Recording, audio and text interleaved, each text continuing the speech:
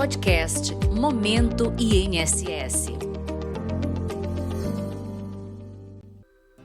Olá, começa agora o Momento INSS. Hoje, vamos falar sobre um dos tipos de segurados do INSS, o segurado especial. É importante explicar o que caracteriza esse segurado e quais são os documentos que ele precisa para aprovar sua condição e ter acesso aos benefícios previdenciários. Para explicar mais, o podcast trouxe a servidora da Gerência Executiva do INSS em Varginha, no sul de Minas, Érica Batista. Seja muito bem-vinda ao Momento INSS, Érica. Primeiramente, explique para os nossos ouvintes quais os critérios básicos para que um segurado possa ser classificado como especial. Um segurado especial é aquela pessoa que realiza atividade rural individualmente, em regime de economia familiar ou ainda com auxílio eventual de terceiros. Dentro dessa categoria de segurado, nós temos algumas subdivisões. Uma delas é o pequeno produtor rural, que pode ser proprietário, usufrutuário, possuidor, assentado, ou ainda aqueles que têm contrato de parceria ou meação, ou ainda comodato ou arrendamento rurais. Também temos o seringueiro ou extrativista vegetal, o pescador artesanal, os indígenas e finalmente os quilombolas. Vale ressaltar que o grupo familiar, que é a esposa ou o marido e o filho maior de 16 anos solteiro, também se encaixam na categoria de segurado especial.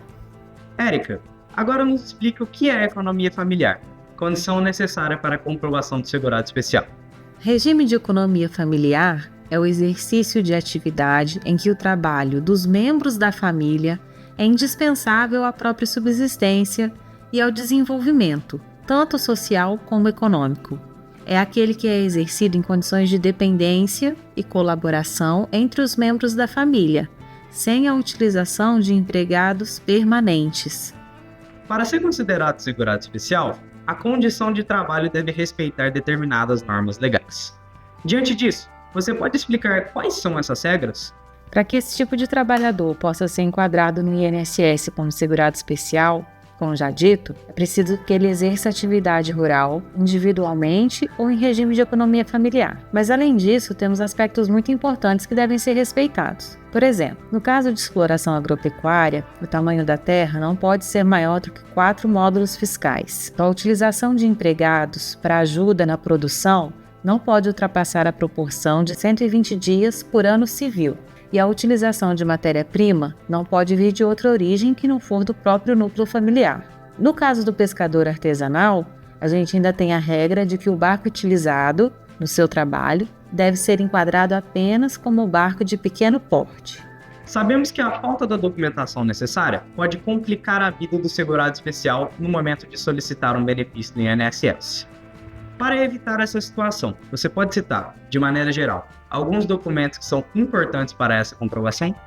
Bom, alguns documentos essenciais para esse processo são o documento de propriedade das terras, que é a escritura quando o produtor rural for proprietário, ou o contrato de arrendamento, de parceria, de comodato, quando ele não for o dono, sendo que esses contratos devem estar preenchidos e registrados em cartório, ou pelo menos com firma reconhecida.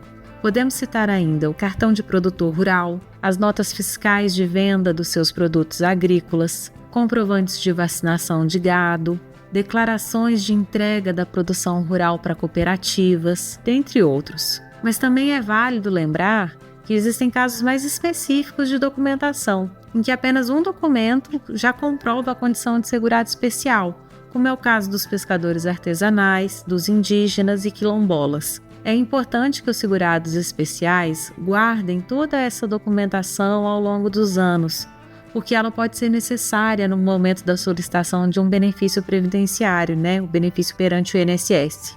Gostaria de agradecer a participação da Érica Batista por esclarecer mais sobre o segurado especial e quais são os documentos necessários para essa categoria. Sempre é válido lembrar que, em caso de dúvidas, é possível ligar para a Central de Atendimento do INSS no número 135. Esse serviço é gratuito e fica disponível de segunda a sábado, das 7 às 22 horas. O podcast Momento INSS volta no próximo episódio para a continuação da nossa conversa sobre segurado especial. Até lá!